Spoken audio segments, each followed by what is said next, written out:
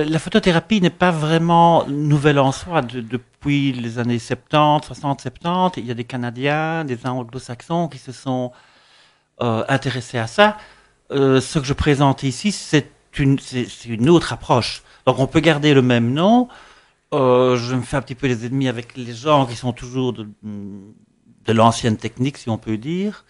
Mais c'est globalement ça, oui, c'est aider les gens à leur physique. On est tous réfractaires à notre image, Mhm. à des degrés différents, mais on est globalement tous réfractaires à notre image. Et même si vous photographiez un top modèle, elle ne va pas se sentir parfaite non plus. Euh, en fait, il y a très très peu de gens qui sont à 100% OK avec leur physique. Et on pourrait dire que globalement, les femmes sont plus sensibles à leur physique que les hommes, Ah, ou en tout voilà, cas, les hommes en n'est-ce pas? parlent Voilà. moins, ou en tout cas Ouais, sont moins victimes du voilà, tapage n'est-ce pas? médiatique. C'est une hyper spécialisation, donc on ne va certainement pas confier ça à N'importe qui. Oui, il suffit pas d'être photographe pour pouvoir faire ça. Il faut bien se mettre dans la peau d'un psychologue. Ne va pas envoyer ses patientes chez un photographe dont elle n'est pas sûre que les effets ne pourraient pas être néfastes. Donc, avoir un Mhm. mauvais photographe pourrait être bien pire que ne pas de photo du tout. Mais voilà, c'est Mhm. parce que je me permets Oui, d'en parler justement, parce oui. qu'on en parlait cet Et après-midi. justement, par rapport donc à ce métier qui sort du commun, comment faire valoir justement sa crédibilité? De quelle manière ou quels sont les moyens? Je crois que le seul moyen, c'est d'aller voir sur le site ce que les gens font pour voir si c'est déjà quelque chose qui parle à la personne concernée. Maintenant, au point de vue de la photothérapie, il y a de toute façon pas grand-chose comme choix. Il y en a, bon, il y a principalement deux. Et quand on parle de photothérapie en Belgique, ben, on parle généralement d'Émilie et de moi, qui avons des approches très différentes, comme je le disais tantôt. Maintenant, je ne crois pas que le commun des mortels de photographes est approprié pour ce genre de démarche. Euh, il y a beaucoup de choses qui interviennent pour pouvoir faire sortir le meilleur des gens. Et je crois qu'inévitablement, il y a une partie de l'humain, une partie, je veux dire, il faut presque un parcours de vie pour pouvoir y arriver. Donc ça veut Non. dire quelque part que toi-même, tu as un parcours de vie qui permet de pouvoir travailler dans ce domaine de la thérapie par la photo. Mais déjà, je suis fils de photographe. Mhm. Donc, je suis né dans la chambre noire, si on peut dire. Donc, je baigne déjà dedans. Mhm. Euh, et puis après ça, je suis encore allé me spécialiser aux États-Unis pendant 7 ans. Donc, pendant 7 ans, je suis encore allé Oui, travailler bien sûr, mais chez... d'autres l'ont fait, mais n'ont pas cette sensibilité. Donc Oui, exactement, ça veut dire exactement. que Oui, je ça veut crois dire que que toi quelque part dans ton développement de vie, ton chemin de vie, on va dire ça comme ça, tu as cette sensibilité que d'autres n'ont pas pour pouvoir développer cette thérapie par la photo. Malgré les voyages et ces descendances de fils de photographes, ce genre de choses, il y a dans la région ou ailleurs des fils de photographes qui sont Mhm, simplement calés dans leur magasin et qui vendent les produits. Je veux dire, ils sont pas mhm. du tout dans un truc de thérapie. Non, parce que oui, je crois il faut que ce soit quelque chose qui nous parle. Disons, moi, c'est quelque chose qui m'a parlé. Donc, quand je voyais des gens euh, a priori tout à fait beaux, ça me rendait malade de les sentir pas bien dans leur peau et de les voir avec des Mhm. complexes. Donc, pour moi, c'était un peu triste à voir parce qu'à un moment donné, on se dit, on peut faire quelque chose pour ces gens-là. Euh, Ça a été un long cheminement avant d'y arriver, de mettre tout en place. Mais c'est surtout ressentir une certaine souffrance des gens qui ont ce problème. Je ressens fort les choses. Et avant de me lancer dans la démarche, j'ai été voir des psychologues pour essayer de comprendre ce qui faisait que je ressentais ça et Mhm. pour savoir s'il y avait une manière d'expliquer ça. Euh, Parce que des psychologues, ce n'est pas du tout ce que je fais. L'association avec des psychologues est énorme et m'a apporté beaucoup, mais je ne suis vraiment pas psychologue. Je mets ma photographie à leur service, mais c'est vrai qu'à la base, ce n'était jamais que du ressenti. Donc je pouvais ressentir le malaise d'une personne, et fin de journée, je pouvais ressentir un bien-être de la personne. Mais il fallait encore pouvoir mettre des mots dessus, il fallait encore pouvoir essayer de trouver une justification. Et les psychologues m'ont beaucoup aidé à justement me rassurer que ma démarche avait quand même un fondement, si même moi je ne les comprends pas, puisque je n'ai pas fait d'études. Donc je n'ai aucune connaissance psychologique. Et quand les gens viennent chez moi, je ne leur parle pas. Enfin, je veux dire, on ne parle pas en profondeur de leurs problèmes. Moi, je ne travaille que sur le ressenti. Donc, pour être Oui, concret, c'est un peu instinctif, quoi. je vais prendre mon cas personnel. Mhm. Parce que beaucoup de gens, d'auditeurs qui ont eu de mentor le savent. Je viens de subir une chimio depuis le mois de janvier, une chimio assez dure, où j'ai perdu tous mes cheveux. Mhm. Et ça fait maintenant plus d'un mois que je me balade avec un bonnet, comme dirait ma femme, comme un petit schtroumpf. Parce que je suis gêné, je me trouve moche, sans cheveux. Donc, je ne vais pas enlever le bonnet. La photothérapie pourrait m'aider à me balader sans bonnet ou pas? Évidemment. La photothérapie fonctionne vraiment pour augmenter la confiance en soi. Donc, il faut bien s'imaginer que le ressenti n'a rien à voir avec la réalité. Donc, ce qu'on ressent en tant que personne, qu'on se trouve beau, qu'on se trouve laid, en fait, ça n'a pas grand-chose à voir avec la réalité. Donc, où je peux moins intervenir, c'est montrer aux gens qui sont beaux et d'une certaine manière leur donner confiance. Ça ne va pas faire que tes cheveux vont repousser, mais ça va simplement dire que tu vas peut-être avoir plus de facilité à l'accepter, à le gérer. Tu dois peut-être te dire, mais non, tu vois, Oui, finalement, mais, avec cette photo, oui, je suis mais. pas si moche. Oui, mais. Oui. C'est-à-dire que dans tout le domaine du ressenti, que ce soit certainement au niveau de la thérapie par la photo, qu'au niveau du massage, qu'au niveau du Reiki, ce genre de choses, il faut jamais oublier un truc important, c'est qu'au départ, il faut que le contrat soit clair entre le praticien et le consultant.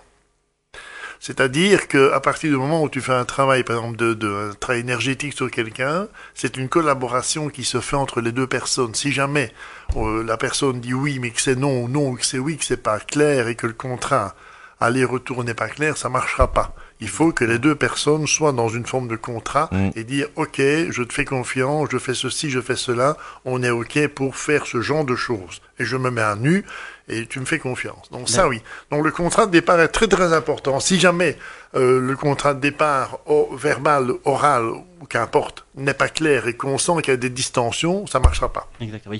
Il faut une confiance absolue. C'est ça le ressenti. Oui, oui. Le ressenti, c'est ça. Oui. Il faut, de la même manière qu'un psychologue va vous apporter quelqu'un, elle a une confiance absolue en vous. Elle vous amène son patient. Donc, oui, c'est une question de confiance. Et si la personne en face de moi n'a pas confiance, ça n'ira pas. Et si je n'arrive pas à établir cette confiance, ça n'ira pas non plus. Oui, ça n'ira pas. Dans tout travail énergétique, ici c'est aussi quelque part un travail énergétique de travailler avec quelqu'un parce qu'on échange des énergies, on photographie la personne vient dans un studio, enfin bref, il y a des tas d'éléments qui font que ça marchera, à condition effectivement que les deux parties soient sur la même longueur d'onde. Oui, ça oui. C'est ça qui est important à la base. Et c'est pour ça que j'essaie de faire beaucoup de communication pour que les gens comprennent ce que c'est. Et aussi le fait que je ne prétends pas faire de miracles, je ne fais pas de miracles. J'aide. Je suis bien souvent un point de départ qui permet d'aller mieux, de prendre confiance. Il y a des petits mots qui ne trompent pas. Il y a des petits mots qui ne laissent pas indifférent. Et je crois que bien souvent, les gens ne parlent... Ils ne me présentent pas leurs problèmes de manière directe. C'est plutôt à moi à sentir, à écouter. Mais on a vite compris où est le petit problème. Maintenant, un psychologue va demander à ces personnes de parler et va aller chercher le fond du problème. Moi, le fond du problème, en fait, ne m'intéresse pas tant que ça parce qu'il ne va pas être une source d'éléments positifs pour faire une meilleure photo. J'aime autant faire confiance à mon ressenti que me lancer dans de la psychologie que je ne maîtrise pas, alors qu'il y a des psychologues qui la maîtrisent. Donc c'est probablement aussi ça ma démarche dans laquelle je me suis lancé, c'est l'association entre des psychologues extrêmement performants dans leur domaine, puisque ceux qui m'ont aidé sont des psychologues qui travaillent sur le rapport au corps, et moi qui suis extrêmement pointu dans mon domaine. Parce que dans le passé, on avait des gens qui étaient pseudo-psychologues et pseudo-photographes, mais alors, on a 2 fois la moitié de pas grand-chose. Tandis qu'ici, je crois qu'on peut vraiment aller au bout du procédé parce qu'on prend les 2 meilleures parties et je n'empiète pas sur les psychologues et les psychologues n'empiètent pas sur mon travail non plus. Le psychologue ne va pas me dire « tu dois faire ça, tu dois faire ça, tu dois faire ça ». Donc, tantôt on parlait de confiance, il y a une confiance Et une liberté absolue. aussi. Enfin, une certaine liberté. Tout à fait. Si on prend le cas d'une personne qui a certains complexes, elle va se ressentir pas bien. C'est un espèce de Oui, ressenti. mais pour accueillir la personne, toi-même, tu as un premier ressenti, c'est-à-dire que la personne vient chez toi et toi, tu as déjà quelque chose qui passe entre la personne et toi-même. Quelque chose passe, une sorte d'énergie. Il faut le temps de la construire. D'accord. Donc, je ne prépare jamais les photographies à l'avance. Donc, encore une fois, je travaille sur la spontanéité et le ressenti, si on peut encore employer le mot. Et puis, je vois. Parce que ce n'est jamais 2 fois la même personne, ce n'est jamais 2 fois le même âge, ce n'est jamais 2 fois le même physique, ce n'est jamais 2 fois la même histoire, le même vécu. Donc, faire des plans à l'avance pour essayer de planifier quelque chose, ça me paraît superflu. En tout cas, moi, je préfère prendre le risque de faire confiance à ce qui va être le plus apparent pour moi à un moment donné, en me disant que c'est ça qui est vraiment important. Si ça ressort de cette personne, c'est que c'est ça qui est vraiment important.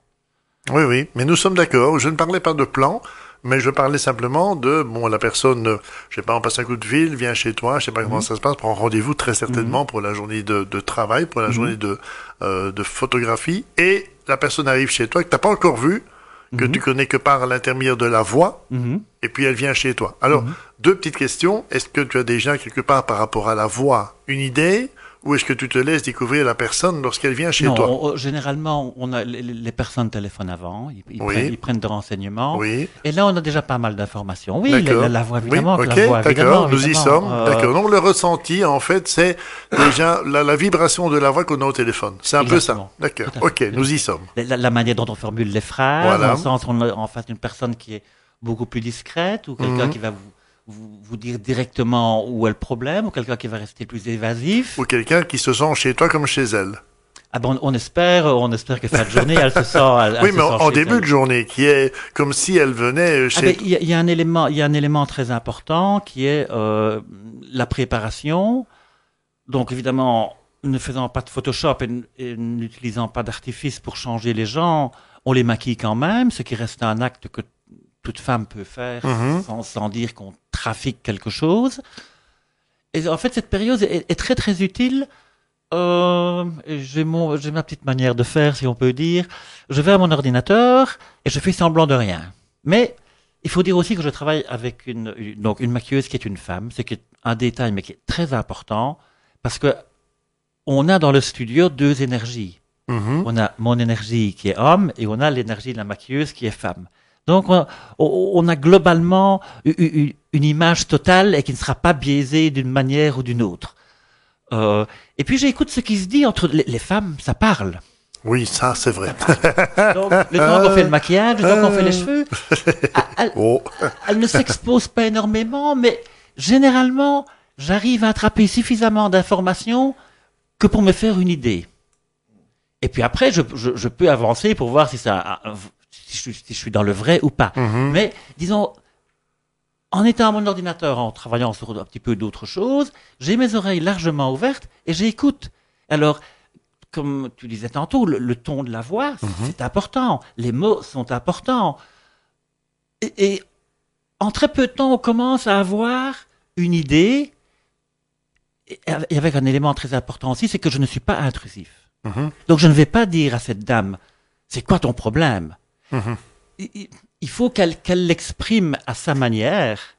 Certaines vont être un peu plus directes et d'autres beaucoup moins directes. C'est de toute façon le ressenti, mais c'est important de ne pas être intrusif. Les gens vous disent ce qu'ils ont envie. Discrètement, en douceur. Et à partir de ça, on a déjà une très bonne idée d'où on va. Oui, voilà. Donc c'est vraiment laisser venir la personne. Il y a le temps du maquillage, de la coiffure, et déjà là, on peut capter des informations. Mhm. Et comment alors, quand tu as capté ces informations, comment tu travailles, comment les gères-tu, comment ça se passe après alors? Ben, on va dire que ça se passe en 3 temps.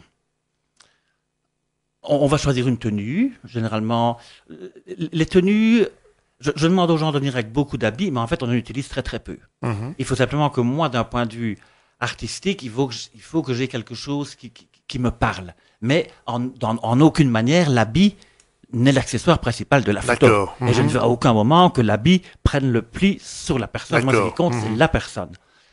Donc, on choisit quelques tenues. Les premières photos consistent à l'acceptation. Mhm. Il faut s'accepter.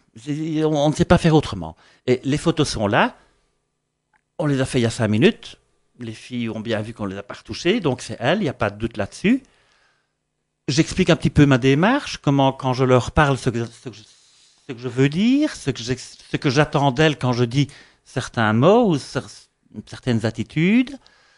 Voilà, ça c'est l'acceptation. Après ça, il faut, comment dire, l'appréciation. Donc, il faut qu'on commence à avoir un certain plaisir de se voir. Donc, après s'être accepté, il faut que tout doucement, on puisse l'apprécier. C'est déjà une étape supplémentaire. Hein, ça n'a l'air de rien en mots comme ça, mais c'est... Oui, mais que d'abord accepter donc de poser, d'être photographié, puis après, comme tu dis, de regarder la photo et de se trouver ou bien et accepter son image. Accepter son image. Qui n'a pas été falsifiée, comme tu dis. Ah oui, exactement. Ah non, surtout pas. Non, non, Surtout mais pas. on en parle parce Oui, qu'on oui. en parlait hors. Oui. Disons que là, c'est dur. La première photo est assez dure. Oui. Enfin, dure. On fait face à soi-même. C'est un défi. Mais c'est à la fois un défi merveilleux parce que je crois qu'on en sort grandi. Mais c'est quand même... C'est un défi. Il y a une notion de défi là-dedans. Mais dans la vie, quand on se donne des défis, ben, généralement, on avance. Donc voilà, une fois qu'on s'est accepté, on peut s'apprécier. C'est différent, mais on a déjà évolué.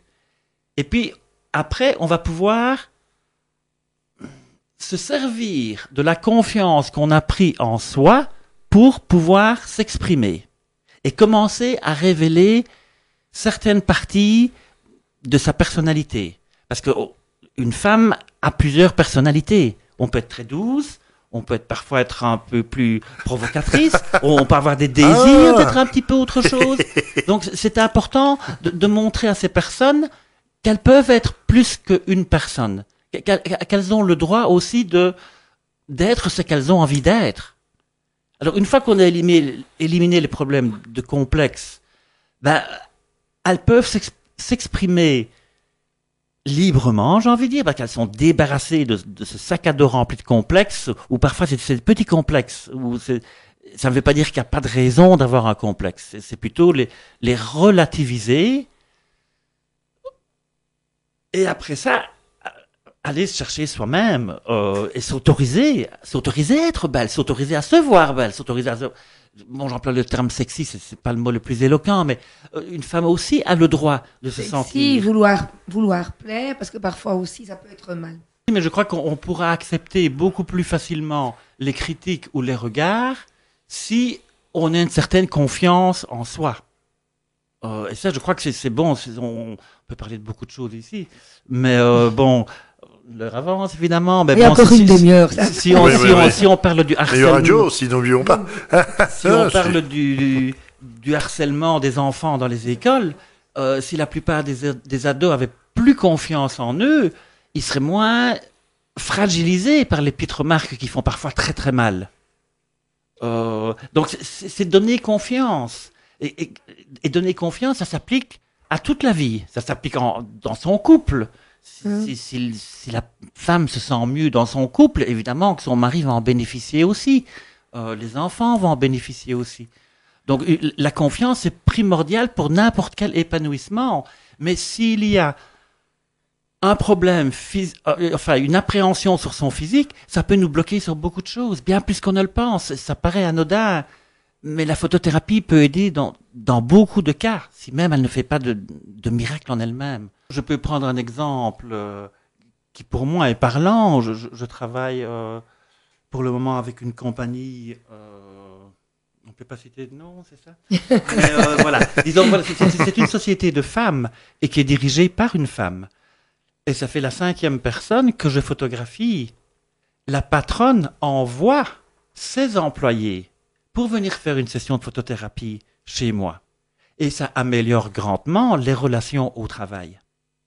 Mais voilà, donc elle a tout compris. Elle a tout compris. Et encore, là encore, c'est une vision très féminine de la chose, parce que les femmes sont sincèrement concernées par le bien-être de leurs employés. Si leurs employés se sentent mieux, elles seront plus efficaces, elles se disputeront moins au travail. De meilleure humeur, c'est sûr. Oui. Donc, on peut aussi investir dans le bien-être et être rentable. Cette dame a fait sa compagnie il y a plus de 12 ans, donc elle n'investit pas à fond perdu. Et si elle a investi là-dedans, c'est que ça a un bienfait. Oui, oui. Et voilà, ça c'est une vision féminine. On veut le nom de la dame. Maintenant j'en ai, on peut en mettre, hein. Mais je crois qu'on est tellement tous pris. Parce que c'est quand dans même l'ambiance. C'est un travail d'équipe aussi, hein. Donc ça travaille entre la personne, la maquilleuse et moi. Donc je crois qu'on est tellement tous pris dans notre trip qu'en fait, il y a peu de personnes qui demandent de la musique. Ah oui, d'accord. Parce qu'il y a des musiques zen qui existent, qui permettent un petit peu de relaxer l'atmosphère. Voilà. Non, je crois qu'on relâche l'atmosphère avec un peu d'humour de temps en temps, s'il faut, relativiser les choses. Quand je dis que c'est une thérapie, ce que je propose est une nouvelle photothérapie, c'est parce que on a introduit dedans une notion de plaisir. Donc la vieille photothérapie est extrêmement glauque, laborieuse, et il faut beaucoup de sessions pour s'en sortir. Donc ici, on est vraiment dans l'opposé. Enfin, et c'est pour ça que j'ai dû aller parler à des psychologues pour essayer de comprendre, parce que j'allais vraiment à contre-courant de ce qui se fait habituellement. Je ne sais plus ce que je voulais dire. La notion de plaisir. La notion de plaisir, oui, c'est très important. C'est très important. Et que beaucoup de choses sont faites. Quand je dis. Donc, premièrement, c'est une journée entière. Parce que le temps, pour certaines choses, le temps est incompressible et seul le temps peut faire. Je pourrais être le meilleur photographe du monde. Il y a un facteur temps qui compte. Il faut donner du temps aux gens de se permettre d'oser, de se lancer. Donc on ne peut pas les stresser. Le studio, c'est aussi à la campagne. C'est loin de tout. Il n'y a pas de réseau. Donc vous ne pouvez pas être tracassé de votre téléphone qui sonne. Il ne sonnera pas. Donc il ne sonne pas. Vous pouvez vous occuper de vous et uniquement de vous. C'est un autre petit détail. J'ai mis de la nourriture pour les petits oiseaux. Ben, vous allez avoir des petits oiseaux qui vont venir manger. Ça n'a peut-être pas l'air de grand-chose. Mais ce sont tous des petits éléments qu'il faut qu'on ait dépaysés, qu'on peut se permettre d'être soi-même, de prendre du temps pour soi. Parce que c'est important. On ne prend plus notre temps. Comment pourrait-on être nous-mêmes si on ne dit pas un jour, je prends une journée pour moi? Oui, parce que souvent, quand on dit qu'on prend pour soi, on prend même pas vraiment pour soi, parce qu'on prend avec une amie, on prend avec sa fille. Et alors, c'est vrai que, voilà, Marie, c'est pas vraiment pour soi. Voilà, là, c'est vraiment pour soi. Et quand, face à soi, quoi. Et face à soi. Et quand on est dans le studio, bon, il n'y a pas de décor, il n'y a pas de Photoshop, il n'y a pas d'habits extravagants, il n'y a nulle part pour se cacher. C'est vous, c'est moi. Et on a confiance. Je vais vous mettre en valeur et vous allez me permettre. Je ne suis pas intrusif, mais c'est un travail d'équipe, donc on collabore. Moi, j'aurais quand même une question. Là, on vient chez toi, donc il y a les différentes étapes dont tu as parlé, effectivement, tout ce qui est acceptation, appréciation, retrouver une confiance, retrouver le sourire, ce genre de choses. Bien. Là, c'est une journée type, ce genre de choses, je pense.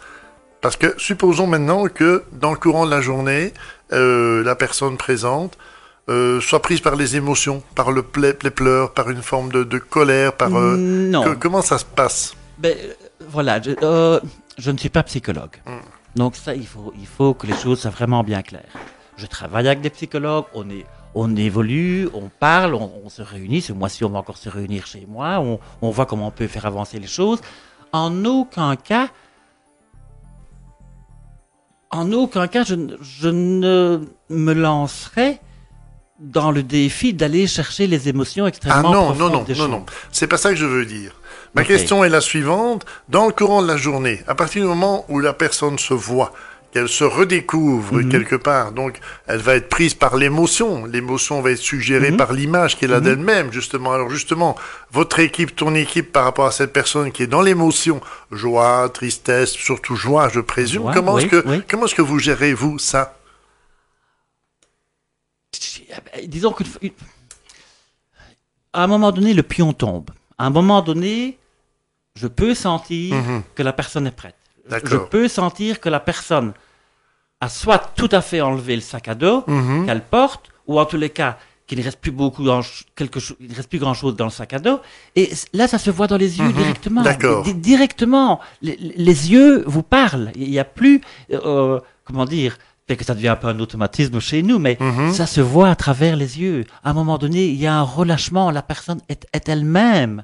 Il y a D'accord. plus de méfiance, peut-être qu'il y a inconsciemment, pas vraiment une méfiance, mais quand même une. Quand on arrive, je suppose qu'il y a quand même une espèce de. Oui, comme tu disais tout à l'heure, l'inconnu, rien que l'inconnu. Qu'est-ce qu'on va faire? J'ai accepté cette démarche. Mais je pense qu'à partir du moment où la carapace tombe, Bah la oui, du personne coup. est elle-même, et je pense réellement qu'à ce Et elle est moment-là, reconnaissante. à ce Elle est- moment-là, oui. Elle est Ah oui, libérée. elle est tout à fait différente. Et les remerciements sont énormes des jours après, parce que les photos restent.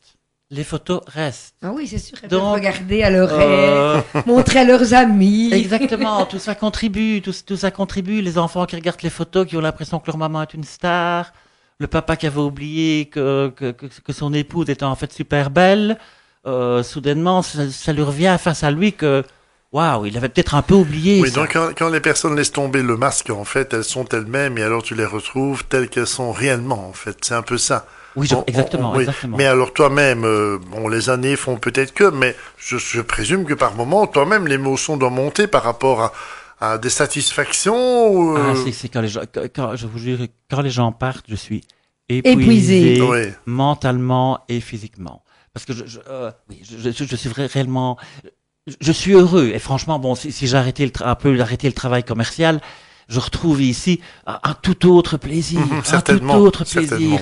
certainement. Je ne suis pas à la recherche d'une beauté parfaite. Je suis à la recherche d'une âme, d'une personne qui se redécouvre, qui s'autorise à être elle-même. Donc c'est un tout autre plaisir. Certainement, Euh, oui, oui.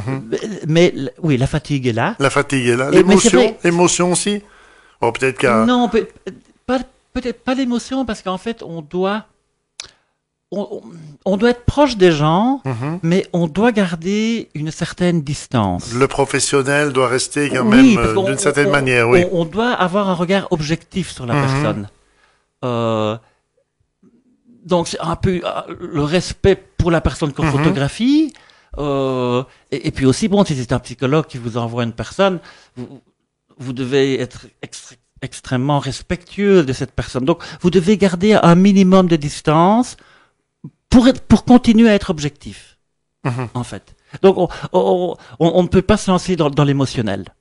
Même si même si je pouvais le ressentir, je ne l'exprimerais pas. Et je crois que généralement, ça s'exprime plus fin de journée quand les gens Oui, sont c'est ça, partis. c'est fin de Oui. journée, quand tu peux... Relâcher. Voilà, relâcher un petit peu, oui. Je peux regarder les photos, je regarde la première photo, je regarde la dernière photo. Ouais. Et puis, inconsciemment... Oui, on a quand même une j'espère que- émotion, il y a un truc qui se Je crois passe. que Ouais. la plus belle émotion vient quand La satisfaction, quand quand on reçoit même. le message le lendemain en Oui. disant merci, ça m'a fait un bien fou, mon mari adore les photos. Oui, je crois que l'émotion... Là, parce que là, quand je reçois les messages, je suis face à mon ordinateur, donc là, je peux me permettre d'être émotionnel. Voilà. Et je le deviens, Certainement. et c'est vrai que j'ai un plaisir fin de journée, mais le plaisir de remerciement, les jours après, est bien encore plus puissant. Certainement. Bien, non d'une pipe. Ah, c'est génial. Oui, oui. Il y a encore plein de choses à dire. Je pense que à 22 ans, on n'aura pas terminé. Hein. Mais c'est la photothérapie, tu as découvert ça où? Ailleurs ou c'est toi qui en as eu l'idée? Il faut. Non, je l'ai découvert parce que je pouvais voir l'effet sur les gens. Je pouvais le voir. Et en même temps, comme je le disais tantôt, je pouvais voir tellement de gens beaux, mais que moi je trouvais beaux, et eux se trouvaient des complexes. Et je me disais, mais ces gens se gâchent la vie parce qu'ils ont des complexes. Oui, ou parce qu'ils se trouvent des complexes. Ils se trouvent des complexes. Ils se trouvent des complexes. Mais non, parfois, il y a toujours une petite réalité. Disons qu'elle est surdimensionnée. Et moi, j'essaie plutôt de le rapporter à la réalité, dans la globalité de la personne. Est-ce que ce petit complexe que tu as, dans la globalité de ton corps, dans la globalité de ta personnalité, c'est rien du tout. C'est rien du tout, en fait. Je voulais te demander, bon, il y a des jokers aussi, hein. À partir du moment où tu reçois quelqu'un qui vient de chez un psychologue, si c'est un cas très lourd, je parle de viol ou de machin comme ça, est-ce que, je veux dire, il y a moyen de faire un travail? Est-ce que toi-même, non, Donc, il faut bien faire la différence. De un, il ne faut pas être tout à fait complexé ou à bout du rouleau pour venir chez moi. On peut tous avoir envie d'aller mieux, même si on va déjà bien, on a peut-être envie d'aller encore mieux. Donc, c'est déjà une chose. Maintenant, pour tout ce qui est, s'il y a un trouble. Oui, je parle d'une femme abusée, par exemple. Voilà. Et ben, à ce moment-là. D'un abus. Voilà. Bon, ça, c'est la psychologue. D'accord. Qui va faire le travail de fond. OK. Et quand la psychologue aura suffisamment apporté son bagage, voilà. Alors, à ce moment-là, la personne viendra seulement chez toi. Okay. Alors, la psychologue va dire, écoute, va chez Jean. Ça va permettre. Donc, en fait, on va essayer de cristalliser tout le travail qui a été fait chez la psychologue.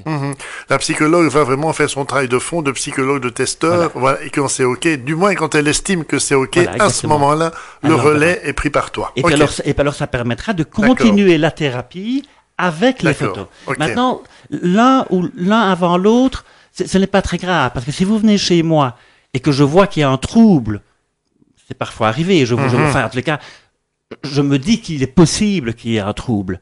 Ben, je vais diriger cette personne vers un psychologue. Mais les photos qu'on aura faites vont être extrêmement utiles pour la psychologue. Exactement. Donc, ce qui veut dire que, par exemple, une personne qui a subi un abus quel qu'il soit va chez la psychologue X, la psychologue fait un travail de fond.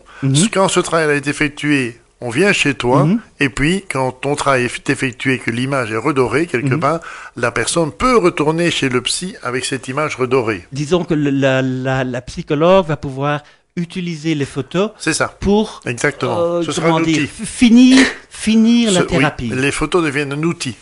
La photo est un outil, tout à fait. Ah oui, non. Je ne l'ai peut-être pas dit, mais tu as tout à fait raison de le dire. Ou un médicament, faire remplacer le médicament. Un outil. C'est un outil. Parce que si tu dis aux gens c'est un médicament, non, c'est un outil. C'est un médicament biologique, bio en tous les cas. Mais je veux dire, que les gens viennent d'abord chez moi ou d'abord chez le psy, enfin, je veux dire, si les gens peuvent venir chez moi. Si je vois que je ne vais pas pouvoir aider parce qu'il y a un trouble que moi n'étant pas psychologue je ne peux pas résoudre, les photos qu'on aura faites sont déjà un acquis énorme pour aller chez la psychologue. Donc la personne va peut-être gagner, je sais pas, c'est difficile de dire, mais peut-être 5, 6, 10 séances. Parce que la psychologue aura déjà un outil pour travailler. Oui. C'est là le travail collaboratif entre les psys, toi-même, peut-être la famille, ce genre de choses, la personne qui vient chez toi. Donc, c'est vraiment un travail commun pour qu'une personne, quelque part, puisse retrouver en elle-même son apport de confiance en soi et son ancrage. Parce que je voulais te demander également, on parlait tout à l'heure de confiance en soi, mais comme tu as le ressenti, toi, qui fait que il y a des sentiments, des ressentis que tu as par rapport à la personne. On peut avoir aussi des personnes qui sont pas ancrées dans le sol, dans la terre, des personnes qui sont en déséquilibre, ce genre de choses. La confiance amène parfois des perturbations au niveau, je dirais, physique, au niveau mental. Enfin, on n'est pas soi-même. Donc, quelque part, le fait de travailler, de faire ces photos permet également à la personne de retrouver confiance en elle et d'avoir sur ses deux pieds une meilleure stabilité et d'avoir une meilleure stature également. Que ça soit au travail, que ça soit dans le couple, que ça soit pour les adolescents, c'est énorme. Franchement, c'est énorme. C'est énorme. S'ouvrir. S'autoriser. Mais disons que nous vivons aussi dans une société où il y a beaucoup d'interdits. Donc, il y a des moments de la vie, donc je photographie des gens, de 56 à 13 ans. le corps évolue, toute la vie, le corps évolue. Donc, c'est constamment une acceptation, en fait. Il faut chaque fois, à chaque âge, réapprécier son corps. Oui. Mais je remarque aussi qu'il y a beaucoup dans la société des choses qui fait que on ne nous autorise pas à accepter notre corps. Ou on dit, il faut te cacher. Et puis parfois, j'ai des gens, ils n'ont pas envie de se cacher. Puis ils en ont marre qu'on leur dise qu'on doit se cacher. On regarde des magazines ou peu importe. Les femmes n'ont plus de seins. Ça doit toujours être caché. Or que, bon, c'est quand même une partie du corps. Je ne dis pas je ne dis pas que ça doit être exposé tout le temps. Mais il ne faut pas Parfois non une tendance androgyne. Oui. Dans la mode, je veux dire. Exactement, tout Dans à la fait. mode, Tout oui, à fait. pas dans Mais bon, dans voilà. pas au quotidien, mais voilà, Voilà, oui. dans la Oui, mode. oui. Puis tu as des Mais extrêmes maintenant, bon, aussi. il hein. faut quand même dire qu'il y a quand même des magazines. Si on regarde le magazine Elle ce mois-ci, si on regarde l'éditorial, la première page, la rédactrice en chef parle du corps, qu'on ne doit pas avoir un seul type de corps, qu'on doit accepter son corps. Voilà, donc il y a quand même des magazines responsables qui parlent de ce genre de sujet. Et si on est ici ce soir, c'est parce que c'est quand même le magazine Elle qui en a parlé la première fois de la photothérapie. Mais la pression des médias est globalement assez oppressante pour les femmes, Oui. de n'importe quel âge, trop jeune Oui. ou trop vieille. Mais il y a parfois des cas extrêmes. Moi, je connais quelqu'un qui ne voulait pas avoir d'enfants parce que justement, elle avait envie d'avoir oui. des enfants. Mais Mais- elle préfère en adopter parce qu'au moins son corps ne changerait pas. Mais tu as des femmes Ça allait enceintes jusque-là. dont on ne voit pas l'enfant. Hein. Oui, C'est oui. c'est Un déni, des un formes de déni. déni de grossesse et des machins comme ça. Oui. Exactement. Bien les amis, on va faire une petite pause musicale. En tout cas, merci, c'est bien intéressant. On va écouter j'ai reçu aujourd'hui, c'est Arnold Rapido. C'est produit par Lucie Dely qu'on a eu l'occasion de recevoir il y a pas longtemps. On va écouter une chanson extraite de ce CD, Aux ordres des sentiments. À tout de suite. Oui,